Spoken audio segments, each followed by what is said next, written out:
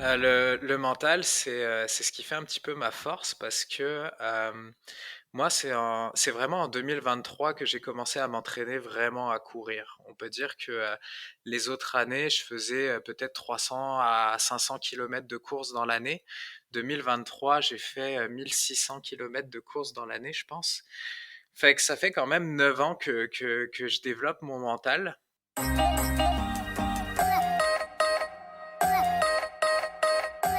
Bonjour, je suis Alexandre et bienvenue dans le podcast Les Joies du Sport, le podcast qui vous permet de suivre une aventure avant même qu'elle ne commence. Dans ce format, des invités viendront te présenter leurs futurs projets sportifs, que ce soit une course avec dossard ou bien un projet off, et cela à 2 reprises. Mais pourquoi 2 interventions sur un même sujet? C'est peut-être la question que tu te poses. Sache que ces 2 épisodes te permettront une immersion totale dans le projet. Lors du premier épisode, enregistré avant l'événement, ce sera l'occasion de découvrir notre invité et d'en apprendre plus sur le défi qui l'attend et comment il s'y est préparé. Nous découvrirons également comment il intègre son entraînement dans sa vie personnelle et professionnelle. Nous discuterons de ses sensations à l'approche de l'événement ainsi que ses attentes sur ce défi. Et si tu écoutes cet épisode dans les premiers jours de sa sortie, cela te permettra de suivre l'aventure en direct via les informations qui te seront données par l'invité ou via le compte Instagram du podcast, @lesjoiesdusport.podcast. Lors du second épisode, qui sera enregistré après l'événement, que le projet soit couronné de succès ou parsemé de difficultés, l'invité te partagera son expérience lors d'un débriefing complet et nous analyserons la différence entre les attentes et les résultats obtenus. Et ce sera également l'opportunité de connaître ses futurs projets. Maintenant que tu connais le concept, je te laisse avec l'invité du jour. Bonjour, aujourd'hui je reçois Anthony Posredon, un trailer qui a passé les étapes jusqu'à s'inscrire à son premier 100 miles. Mais ne perdons pas trop de temps et allons directement à sa rencontre. Salut Anthony, comment tu vas? Salut Alexandre, ça va très bien, surtout qu'aujourd'hui on est là pour discuter tous les deux et ça me fait très plaisir d'être Eh là. bah écoute, plaisir partagé. On va commencer avec la première question du podcast qui est récurrente, c'est quel a été le premier sport qui t'a passionné?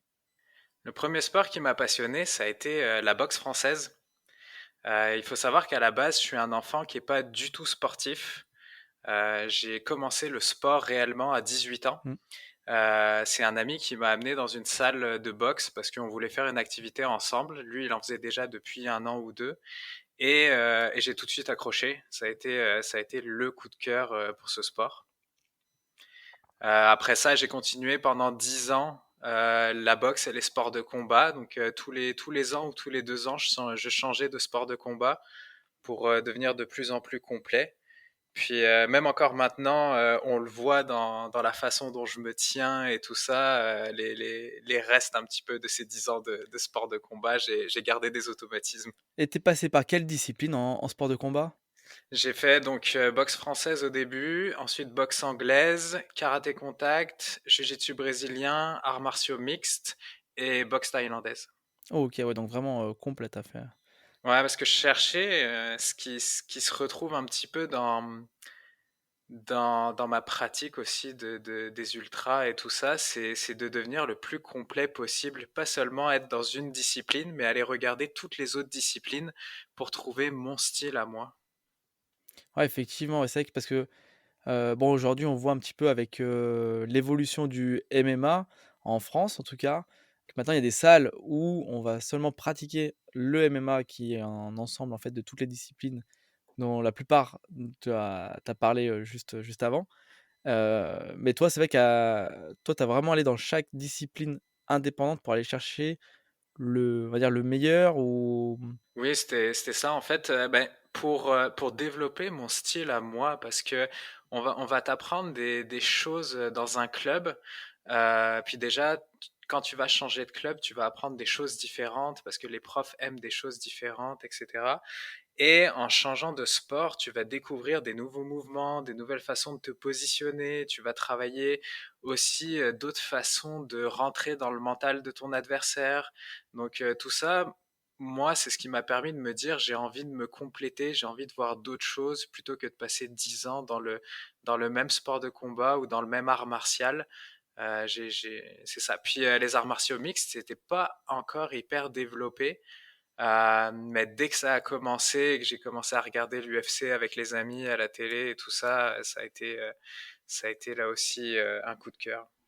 Donc là, on va parler, donc de trail, mais qu'est-ce qui t'a amené à la course à pied? Parce que tout ce qui est boxe, sport de combat en général, ça arrive de courir un petit peu pour l'entretien, mais on est quand même loin d'aller courir un ultra. Ah, c'est arrivé vers mes 26, 27 ans. Je commençais à avoir des petites blessures récurrentes avec les sports de combat. Donc, tu sais, on va dire, tu reviens de l'entraînement quand tu es jeune, quand tu as entre 20 et 25 ans, t'as des œufs sur le tibia, t'as des choses comme ça, mais le corps se répare quand même très vite. Mais là, ça commençait à prendre un peu plus de temps à chaque fois à se réparer. Puis je me suis dit, je vais pas pouvoir continuer ça et je commençais à avoir une petite envie de défi. Par exemple, on s'était lancé le défi avec ma blonde de faire le GR20, puis 3 mois plus tard, on est allé faire le GR20, donc la traversée de la Corse, en randonnée, en mode randonnée. Puis juste en descendant du GR20, je pense qu'on était le lendemain après avoir fini le GR20, je me dis, hey, j'aimerais ça faire une Spartan Race. Mais une 5 kilomètres. Parce que, après tout, moi, j'étais pas un coureur, puis je me sentais pas coureur dans l'âme. Donc, seulement un 5 kilomètres. Fait qu'en arrivant au Québec, 2 mois plus tard, j'ai rencontré un ami, un Français aussi, qui habitait Chamonix, puis qui venait d'arriver. Et on a tout de suite sympathisé, on a très bien accroché. Puis lui, il avait fait un petit peu de course en trail. Et donc, lui aussi, ça le motivait de faire la Spartan Race l'année d'après, donc s'entraîner tout l'hiver pour ça. Puis ça a été un petit peu le coup de cœur pour, euh, pour la course à pied et les courses à obstacles. D'accord, et donc là, après cette course de 5 kilomètres, tu as enchaîné sur quoi? Bah à la base, ça devait être la seule course que j'allais faire, hein. Moi, je l'ai dit à mon ami, je lui ai répété comme ce que j'avais dit à ma blonde. Moi, je suis pas un coureur, donc je dépasserai jamais les 5 kilomètres. Mais je me nourris au défi. Et donc, bah forcément, tu fais la Spartan Sprint. Bah, tout à coup, on te dit oui, mais ce serait intéressant de faire les trois courses dans l'année, donc la Sprint, la Super et la Beast, parce qu'il y a une super médaille très jolie à la fin de l'année. Bon bah oui, ok, bon bah allons-y. Tant qu'à faire la Beast, on va prendre la plus difficile d'Amérique du Nord, hein, celle de Killington, parce que sinon c'est pas marrant.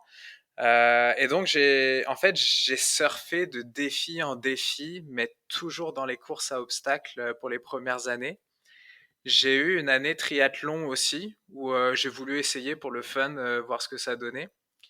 Et puis en 2019, j'ai fait une Spartan Ultra, donc une 50 km. Juste après ça, j'ai enchaîné avec le marathon d'Ottawa bah, parce que c'était l'occasion là, même si je m'étais pas du tout entraîné en course à pied sur route, c'était l'occasion de le faire. Et de là, j'ai eu quand même cette petite accroche pour les trails. Puis pour la course à pied, puisque avant je voulais rien entendre parler de la course à pied. Moi, ce qui m'intéressait, c'était les courses à obstacles. Fait que c'était le fun des obstacles. Puis pas de chance, faut courir entre les obstacles. Fait qu'allons-y. Mais là, j'ai trouvé ça intéressant. Puis 2020 est arrivé, tout a fermé. Puis au Québec, on a vraiment quasi eu aucun événement là. C'était quand même assez strict les règles sanitaires ici. Puis donc on en a profité, on a de l'espace, on a des montagnes, donc je suis parti m'entraîner en trail. Et c'est cette année-là que j'ai fait mon premier 50 km en solo cette fois-ci, dans les montagnes du Québec. D'accord, donc là, tu étais vraiment on est hors compétition, vraiment sur un projet off. Tu t'es dit: «Je veux partir, pour un défi de 50 kilomètres». Oui, bah, je m'étais inscrit pour bah, c'était 55 km, je m'étais inscrit pour un 55 km. C'était en septembre-octobre et malheureusement l'événement a été annulé à cause des conditions sanitaires.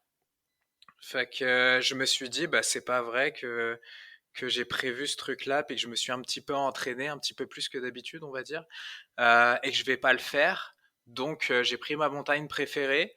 J'ai demandé à mon ami justement que je connaissais depuis 9 ans de m'accompagner au moins pour les 40 premiers kilomètres. Et puis c'était parti. OK, cool, et ça, du coup, ça l'a fait, sur ce défi-là? Des super sensations, ça l'a fait vraiment bien. On a eu des petits moments cocasses où moi j'avais prévu des boucles pour revenir à la voiture, histoire de pouvoir boire et puis me ravitailler en nourriture, un petit peu comme des ravitaux qu'on trouve sur les ultras. Et à un moment avec mon ami, on se dit, bah tiens, on va aller prendre un autre chemin. Puis on se dit, ah, on va juste faire une petite boucle. Pas besoin des bâtons, on n'a pas besoin de prendre trop de ravitaillement, puis on revient rapidement. C'est l'histoire d'un petit 10 kilomètres. Puis finalement, ce petit tour, on l'a poussé un petit peu parce qu'on trouvait ça marrant, puis il a fini par faire 25 kilomètres. Ouais. Donc, mais sinon, ça a super bien été. Je suis rentré dans les barrières horaires qu'aurait donné la compétition.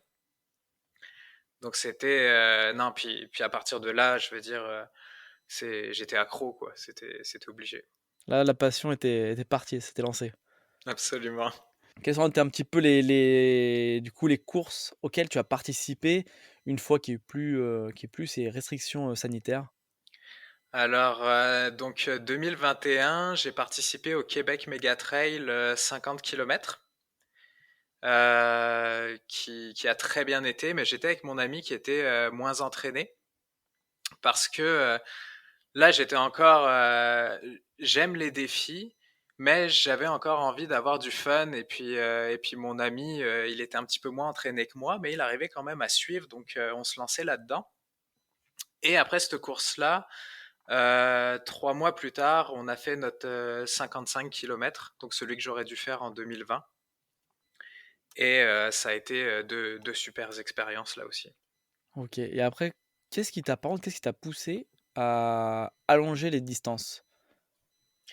C'est le défi. En fait, je suis pas quelqu'un qui va chercher, par exemple, à améliorer un chrono sur un 10 kilomètres, sur un marathon, sur un ou alors à refaire une course une deuxième fois pour avoir un meilleur chrono. Moi, ce que je cherche, c'est à me pousser plus loin, puis à chercher où sont mes barrières, puis à essayer de les dépasser. Et que ce soit en physique ou en mental. Et là, du coup, les barrières pour le moment, elles sont bon, tu les as trouvées ou pas pour le moment? J'en ai trouvé par moment. Par exemple, en 2022, j'ai fait donc un ultra de 80 km en septembre et ça s'était tellement bien passé que je trouvais ça dommage. Ce qui fait que 28 jours plus tard, j'ai fait un deuxième ultra de 80 km où je me suis dit, bah, pousse-toi le plus que tu peux et trouve une barrière mentale ou physique. J'ai pas trouvé de barrière mentale, mais au 60e kilomètre, j'ai trouvé une barrière physique. J'ai commencé à avoir des petits picotements partout sur le visage, à devenir pâle, à avoir une baisse d'énergie. Et le truc assez incroyable, c'est que j'étais heureux. J'ai même un message qui est enregistré que j'envoie à ma blonde et que j'envoie à mes amis où je leur dis que je suis content parce que j'ai enfin trouvé une barrière physique et puis que je vais être obligé de la gérer pour réussir à finir ma course. Cette course-là, tu as réussi à la finir? J'ai réussi à la finir, ça s'est très bien passé. Puis c'est là où je me suis dit, bah, qu'est-ce qu'on fait l'année prochaine?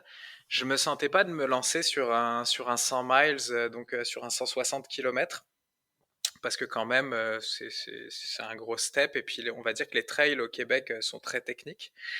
Donc c'est pour ça que je me suis inscrit à un entre-deux au 125 km. C'était sur quelle course que tu as fait ce 125 kilomètres?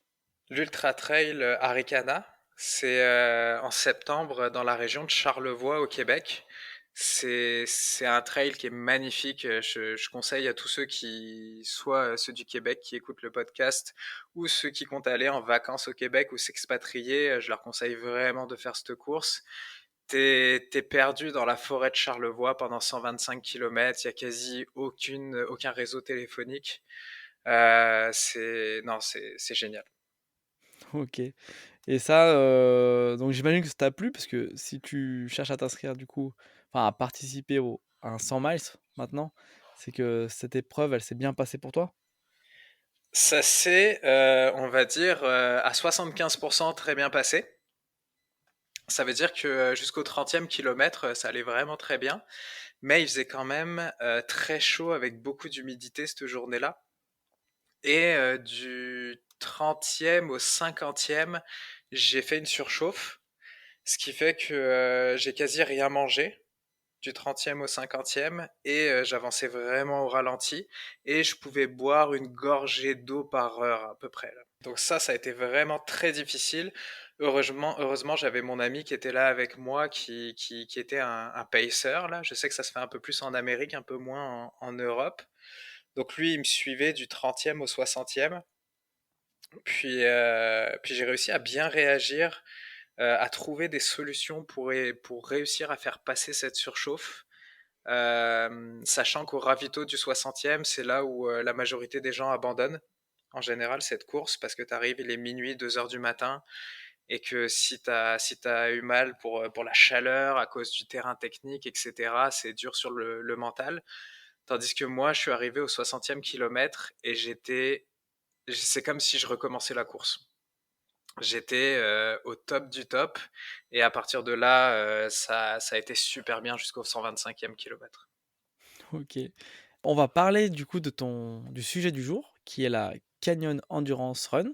Mhm. Avant d'intégrer cette course en lisant un petit texte dessus, est-ce que tu peux juste nous dire qu'est-ce qui t'a amené à t'inscrire sur cette course-là? Alors, la première des choses, c'est que je cherchais un défi. Je savais que je voulais faire un 100 miles, mais je cherchais un 100 miles qui soit le plus tôt possible dans la saison. Parce que faire une course au mois de septembre ou octobre, c'est bien, parce que tu as le temps de te préparer, mais c'est pas bien parce que tu passes tout ton printemps et ton été à te préparer, à repasser en boucle dans ta tête la course pour te dire comment je vais la gérer, comment ça va se passer, etc. C'est très lourd. Ben, je vais dire, tu sais, c'est une sorte de surcharge mentale, de charge Mm. mentale quand même, qui te suit un petit peu tout ton été. Et l'autre chose, c'est que si tu rates ta course, si ça se passe mal, parce que là on parle d'ultra sur lesquels tu as 50% des gens qui abandonnent, si tu rates ta course, t'as aucun moyen de te reprendre, parce que, désolé, mois d'octobre, la neige commence à tomber après au Québec. Donc, début de saison, je voulais quelque chose en début de saison.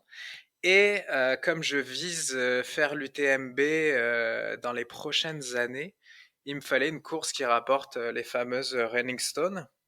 Mm. Et donc, Canyon Endurance, c'était la course qui cochait ces deux cases-là. Et en plus, tu cours sur une partie des trails de la Western State, qui est quand même la course mythique des ultras. Donc c'était la course parfaite pour moi là, pour cette année. Écoute, bah, je vais commencer par lire le texte, un texte que j'ai trouvé sur le site de inspirationtrail.fr qui explique un petit peu dans les grandes lignes ce que représente la course. Parce que pour rien te cacher, j'ai voulu aller sur le site officiel de la course, mais vu que c'est tout en anglais et au niveau de la traduction, c'était pas si évident que ça. Et c'était assez. La description de la course est assez précise parce qu'il t'explique que tu prends à droite sur telle rue, à gauche sur telle rue. Effectivement, ouais. J'ai, voilà, pour ceux que ça intéresse, je vous invite à aller le lire. Il y a Google Translate pour ceux qui sont pas très forts en anglais, un peu comme moi, mais je trouvais ça un peu trop précis pour finalement intégrer cette course dans le podcast. Alors, je me lance. Le Canyon Endurance Run part du centre-ville de Auburn, ville historique des chercheurs d'or, à l'orée de la Sierra Nevada. La ville d'Auburn est également le lieu de la naissance de l'ultra-endurance aux États-Unis, puisque c'est le lieu d'arrivée de l'itinéraire mythique de la Western State. Au milieu du XXe siècle, quelques Américains ont voulu montrer qu'il était possible de réaliser 100 miles à cheval en moins de 24 heures entre Tahoe et Auburn.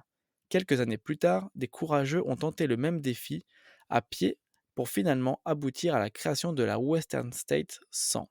Le Canyon Endurance Run reprend certaines parties du très beau tracé de la Western State 100, mais en sens inverse.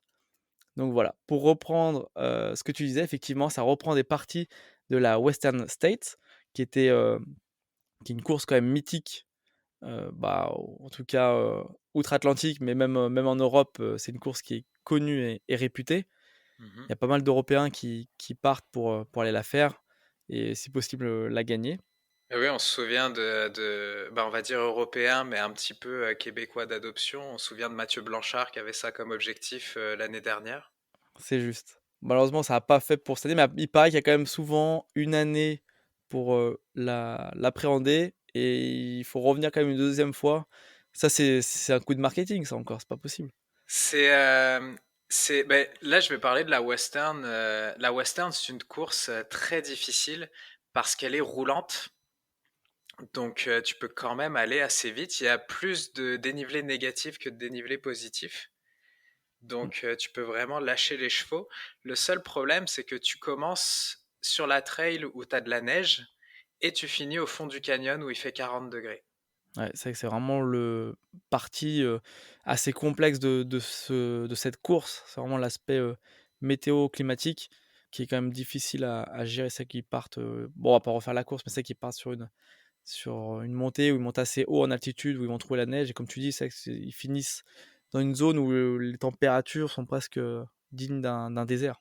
C'est ça, puis c'est très difficile. Et puis surtout aux vitesses auxquelles vont les élites, tout peut arriver. Mmh.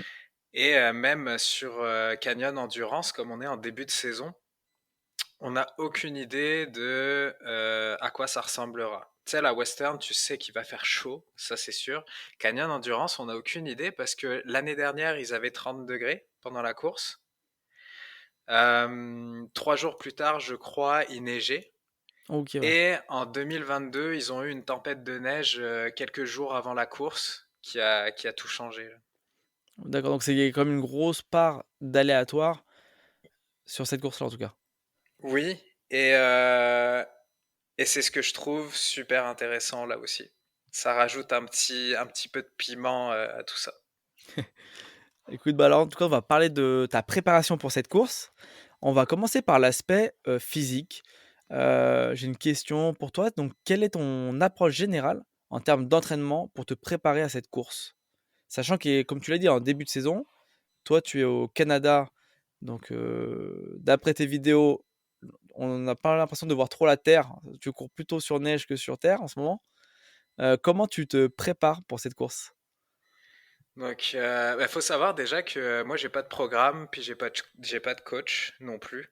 Je fais mon entraînement par moi-même selon ce que j'ai envie de faire cette semaine-là et selon ce que je sens que j'ai à travailler. Donc, ce que j'ai fait, c'est que j'alterne des semaines avec du dénivelé, avec beaucoup de dénivelé, des semaines avec plus du kilométrage, avec moins de dénivelé, pour essayer de travailler un petit peu tous les aspects de la course. Aussi, en fin 2023, j'étais en France, donc j'en ai profité pour travailler la course sur route un peu plus aussi, là. Je veux dire, j'ai fait un 37 km dans Paris en me levant un matin. Puis 4 jours plus tard, je faisais un 26 km avec mon beau-frère sur route là aussi. Puis effectivement, on s'entraîne sur la neige. Donc les conditions, c'est assez difficile quand même. L'avantage de la neige, c'est que c'est beaucoup moins technique. Les sentiers sont beaucoup moins techniques, ce qui va ressembler un petit peu à Canyon. Par contre, effectivement, le ressenti n'est pas le même, donc j'ai inclus quand même de la route dans ma préparation. Ensuite de ça, je travaille le physique aussi parce que j'aime ça, travailler le physique. Donc, tout ce qui est renforcement des jambes, mais aussi, et trop souvent les gens l'oublient, renforcement du haut du corps, des abdos, des épaules, des bras, parce que quand tu es en trail et encore plus en ultra, tu portes ton sac à dos tout le temps. Imaginons que sur la canyon, ils demandent le kit chaleur. Ça veut dire que tu dois en permanence avoir 2 litres d'eau sur toi. Donc tu cours avec 2 litres d'eau, plus ta veste imperméable, plus ta nourriture, plus tes bâtons que tu te sers avec tes bras. Donc je pense que c'est vraiment important de travailler le haut du corps aussi. Parce que je vois, il y a pas mal de vidéos de toi où tu t'entraînes dans un garage, une salle. Ça s'appelle comment cette discipline ou enfin, ce type d'entraînement? C'est un entraînement hérité des courses à obstacles. En fait, mon ami Eric, il a un garage où il a décidé d'avoir un super kit pour, bah déjà pour se suspendre, donc accroché à ça, donc ce qui fait travailler énormément les abdos, les bras, le dos, la concentration, parce que c'est pas seulement des monkey bars classiques, on a toutes sortes de prises qu'on peut voir sur les vidéos. Puis ça, faut que tu aies le coup d'œil et de temps en temps, on travaille en rapidité justement pour travailler le temps de réaction parce que ta main, tu dois la poser au bon moment, au bon endroit, de la bonne façon. Et en plus, je veux dire, j'ai fait des courses à obstacles pendant 9 ans, donc j'adore ça, ce genre d'entraînement. Et ça, tu sens que le fait de s'entraîner à ça, ça te permet de tonifier en tout cas le haut du corps et ça te sert dans ta pratique du trail sur, un ultra trail? Absolument, parce que je veux dire, quand tu as des descentes un petit peu fortes ou quand tu commences à être fatigué ou quoi, c'est ton corps au complet qui travaille sur un ultra. On peut pas se passer de ça. Par exemple, si quand tu utilises les bâtons, si tu as des grosses montées ou quoi, tu peux finir par avoir des crampes au bras tellement tu pousses sur tes bâtons pour monter. Si jamais ton corps est pas adapté à ça, ça marche pas. On l'a vu aussi, on voit des vidéos des gens, par exemple, sur la Diagonale des Fous ou même sur l'UTMB qui finissent avec complètement tordus parce que sûrement qu'ils sont pas suffisamment développés ou musclés du dos, ce qui fait qu'au bout d'un moment, le dos, il en peut plus. Puis c'est comme ça que les gens finissent bloqués et puis qu'ils finissent le parcours dans la douleur. Un autre point du coup, important sur, l'ultra distance, c'est la nutrition.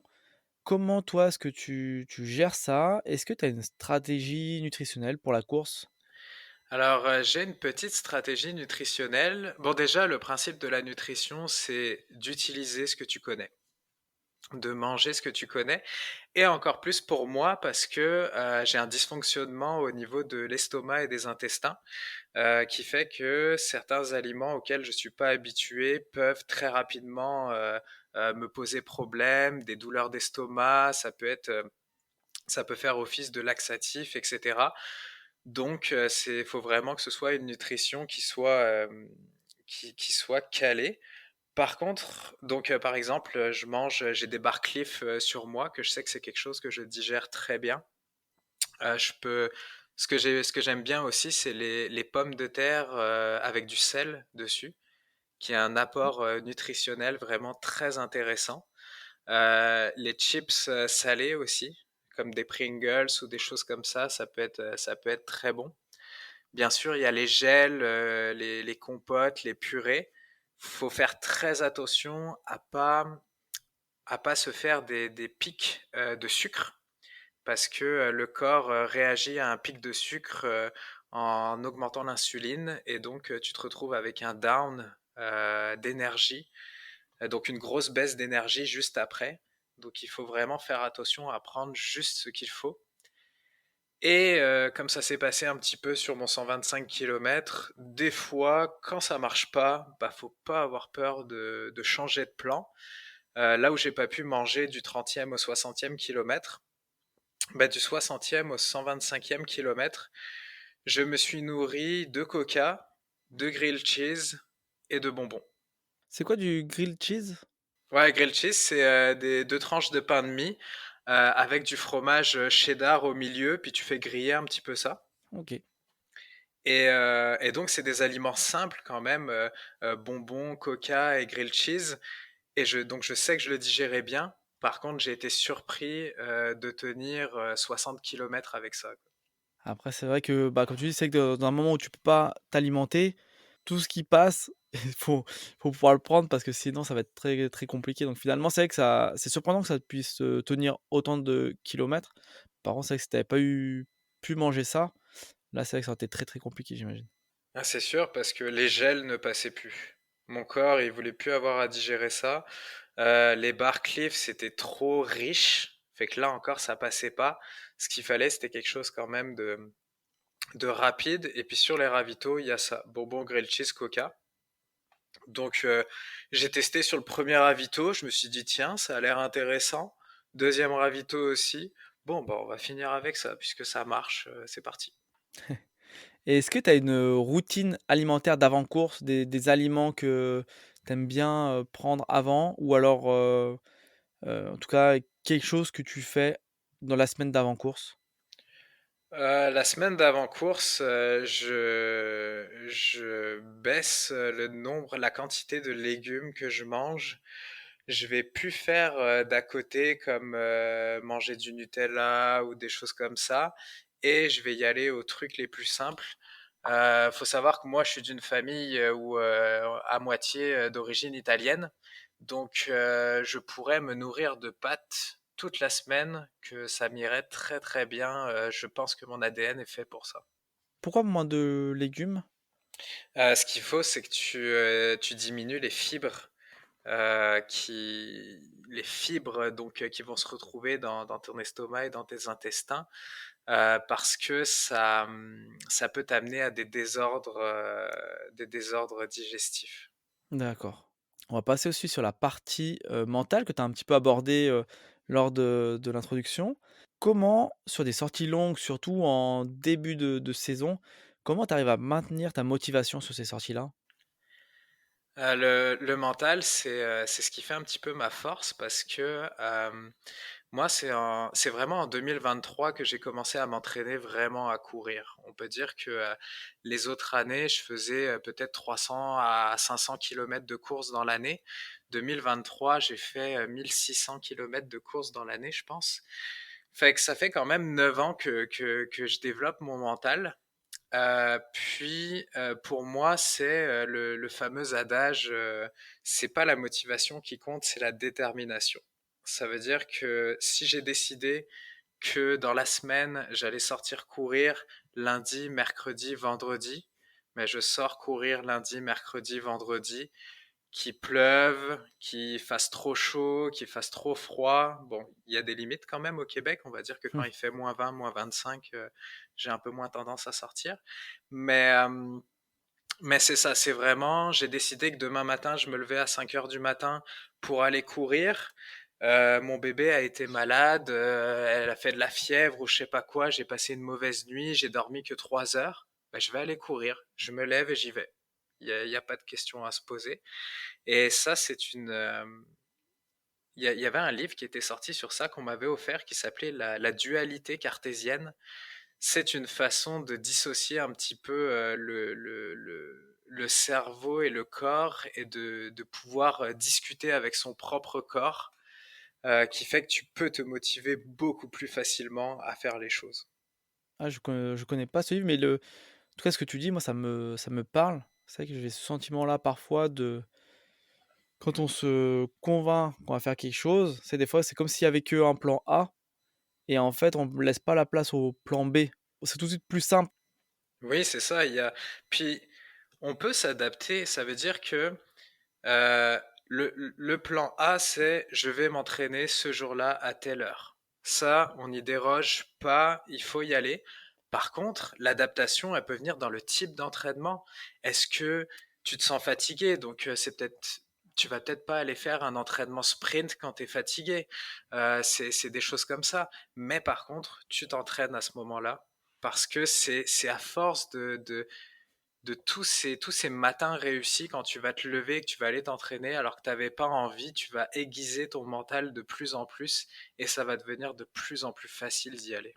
Et est-ce que toi, tu as des petits tips à donner en termes de mental, de motivation que toi tu utilises? Ce que j'ai, par exemple en course, que j'ai appris c'était sur Facebook, je crois, c'était super intéressant sur un groupe. Euh, Dessine-toi un smiley au creux de la main avec un feutre. Moi, je le fais tout le temps pour mes grandes courses parce qu'en fait, le sourire a un énorme potentiel antidouleur et au niveau pour booster le mental aussi. Le problème, c'est que dans une course, surtout quand on est dans le mal, on oublie de sourire. On oublie d'être content d'être ici, et c'est normal, c'est un peu comme une spirale infernale, mais de voir ce smiley, parce que nos mains, on les voit en course, surtout quand on a des bâtons en ultra et tout ça, et ben de voir ce smiley, ça permet de se dire, au fait, je vais sourire. Et si on sourit pendant 10 secondes, un vrai sourire pendant 10 secondes, on va le sentir dans notre corps, qu'il va y avoir comme un petit changement, un petit peu comme si tu venais de prendre un Doliprane en intraveineuse ou quelque chose comme ça. Ça a vraiment des vertus extrêmement fortes. Et l'autre chose que je pourrais dire, c'est que moi j'ai tendance à me couper de toute émotion en début de course ou quand ça va mal aussi. Donc je switch vraiment, puis on peut le voir sur mon visage d'ailleurs, lors des départs des courses. Je fais en sorte de me couper de tout ce qu'il peut y avoir autour et je commence ça même, 2 jours avant. Et je me souviens parce que la sœur de ma blonde avait été surpris, une fois parce qu'elle m'avait vu leur dire au revoir parce que je partais les 3 jours pour aller faire, le 125 kilomètres, je pense, ou le 80 kilomètres. Et en fait, elle lisait aucune émotion sur mon visage quand je suis parti, quand je leur ai dit au revoir à ma famille. Et c'est parce que j'étais déjà dans ma bulle, j'étais déjà concentré sur la course et j'étais déjà là-dedans, quoi. OK. En tout cas, merci pour le petit conseil, du sourire dans la main. Ça, au moins, c'est assez facile à réaliser et c'est à essayer pour voir ce que ça fait. Et oui, puis tu sais, des fois, on se dit: «Ah, ça marchera pas, c'est pas intéressant» et cetera. Mais si, parce que c'est d'utiliser les mécanismes logiques de notre corps et de notre cerveau, mais les utiliser à notre escient, quoi, pour vraiment, être meilleur et pouvoir continuer d'aller plus loin. C'est vrai. En plus, je te vois bien, sur la course en train de saluer tes concurrents avec ta main avec ton petit sourire dessus Ouais, pour transmettre la joie et effectivement. la bonne humeur. C'est vrai, c'est vrai. Puis ça rejoint un petit peu mon côté, naturel que, moi, je suis zéro compétitif envers les autres. Ça ne m'intéresse absolument pas de doubler quelqu'un. C'est pour moi ça. Oui, des fois, je m'amuse. Tiens, je me donne l'objectif de doubler telle personne, mais honnêtement, moi, je suis compétiteur envers moi-même, puis pas envers les autres. Si je peux aider quelqu'un, je vais le faire sans problème. On va parler d'un sujet qui est récurrent sur ce podcast, surtout en partie 1, des épisodes, c'est l'équilibre entre la pratique sportive et la vie personnelle et professionnelle. Toi, comment, tu arrives à concilier donc ta vie pro et perso avec ta pratique du sport qui, ça on n'a pas parlé, d'ailleurs tu nous diras un petit peu en termes de volume horaire ce que ça représente, mais c'est vrai que pour préparer des compétitions de longue distance, ça a un certain volume horaire et des fois, ça entraîne quand même certaines contraintes et toi, comment tu fais pour, concilier tout ça? Bah, faut savoir déjà que, je suis un papa, heureux de 3 enfants, donc de 7 ans, 4 ans et 1 an et demi. Donc ça représente quand même une certaine charge de travail. Une semaine, typique au Québec, c'est 40 heures de travail. Et à côté de ça, en étant expatrié, on n'a pas, par exemple, les grands-parents à qui confier les enfants, le soir ou un week-end, et cetera.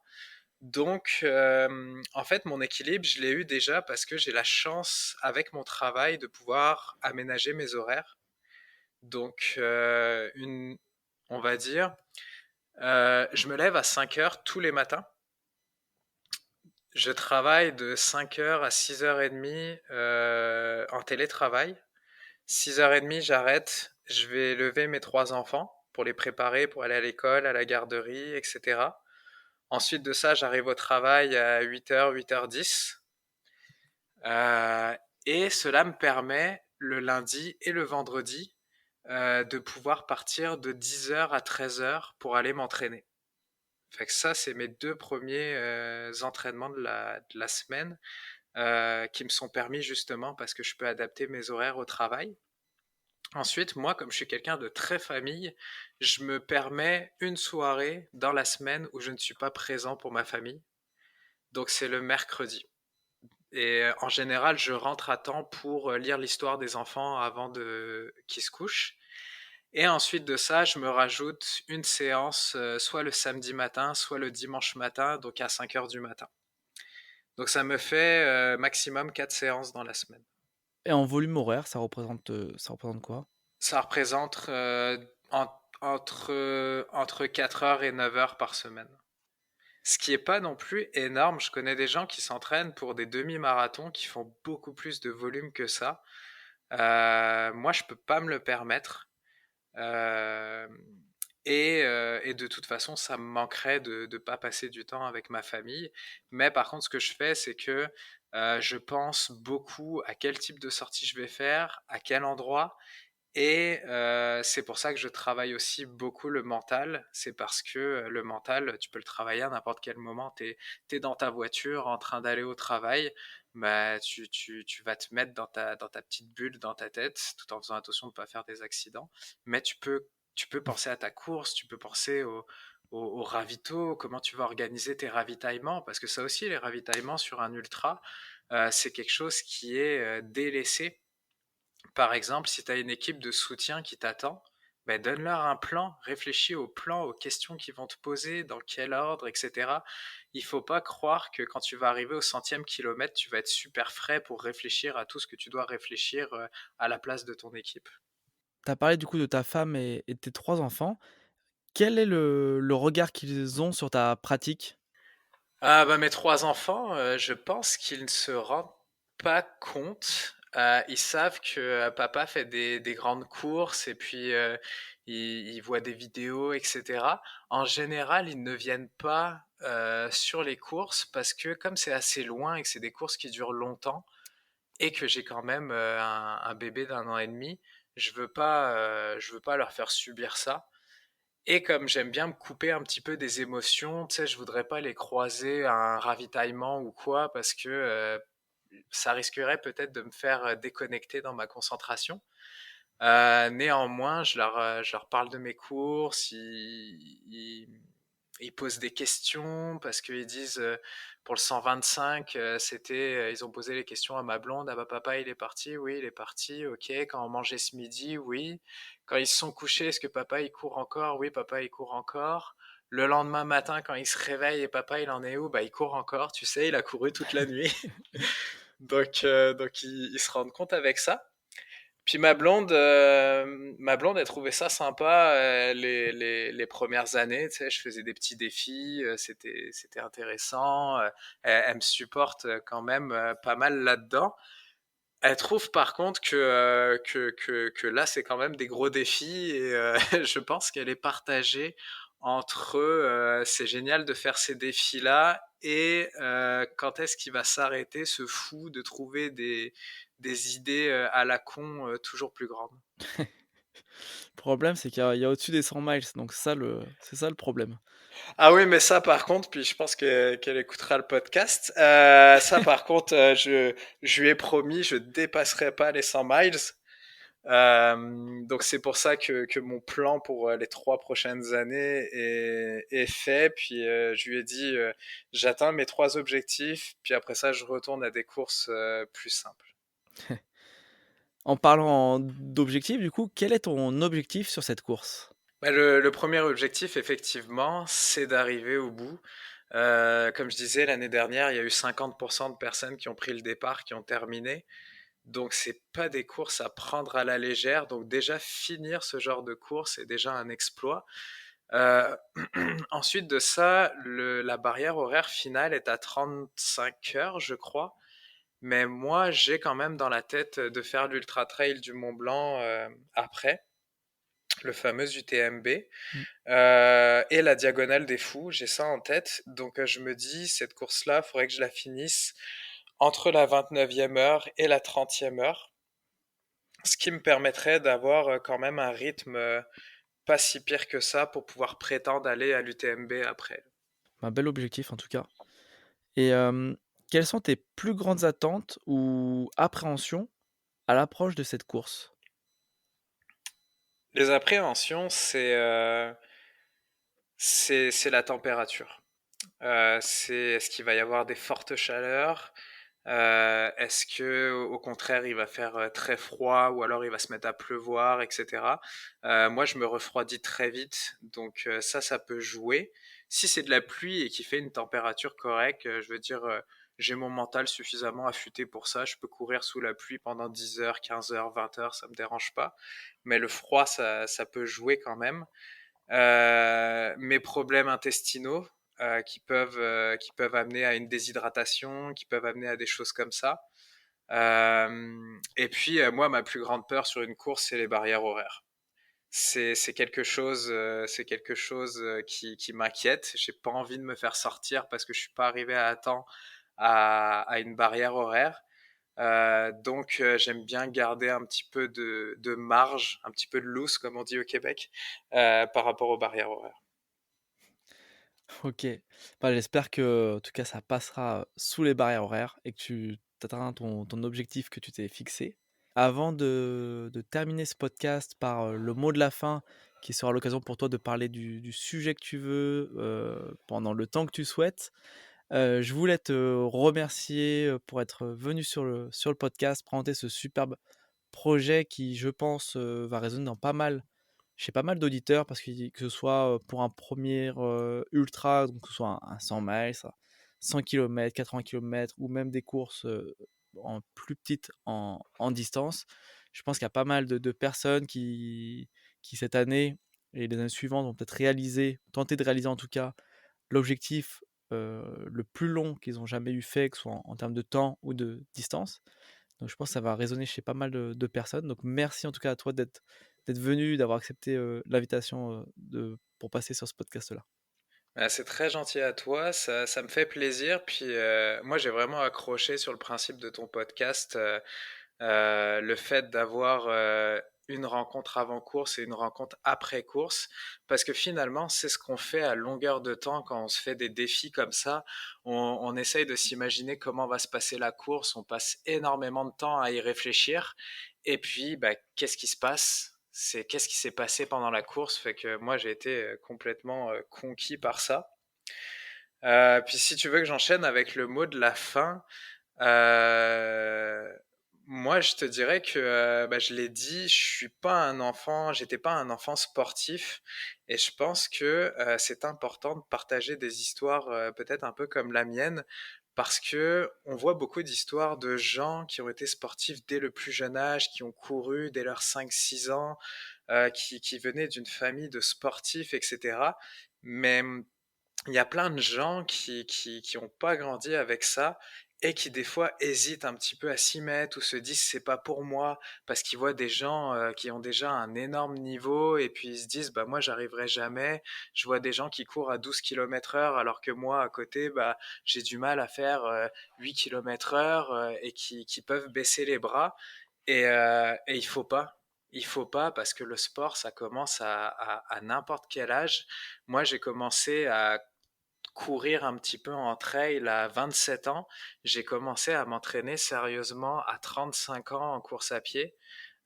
Donc, hésitez pas, lancez-vous, travaillez tous les aspects que peut avoir votre corps et votre mental, et puis mettez-vous des défis et ça va fonctionner, ça va bien marcher. Ah, puis j'en profite pour parler de la marque dont je suis ambassadeur, qui est la marque Five Ants, qui est une marque éco-responsable, des vêtements qui sont super agréables et qui sont faits pour aller jouer dehors, pour aller s'amuser, pour sortir. Donc ça a été un vrai coup de cœur, cette marque. Et si jamais vous voulez suivre ma préparation et ma course, mon fameux 100 miles, et qui sait les prochains défis des prochaines années, actuellement bah, c'est sur Instagram. Mon pseudo pour l'instant c'est My First 125 km. Mais je vais transformer ça en Anto Run and Trail parce que bon, mon premier 125 km a été fait en 2023, donc il était temps de changer. Donc à très bientôt, puis d'avoir le plaisir de discuter avec vous et d'échanger. J'espère que cet épisode t'a plu. Si c'est le cas, n'hésite pas à le partager avec tes proches et à donner ton avis en laissant une note sur ta plateforme d'écoute. Cela contribuera à augmenter la visibilité du podcast et à avoir des invités toujours plus incroyables. Et pour ne rien manquer des prochains épisodes, je t'invite à t'abonner au podcast. Et nous, on se retrouve très bientôt pour une nouvelle aventure.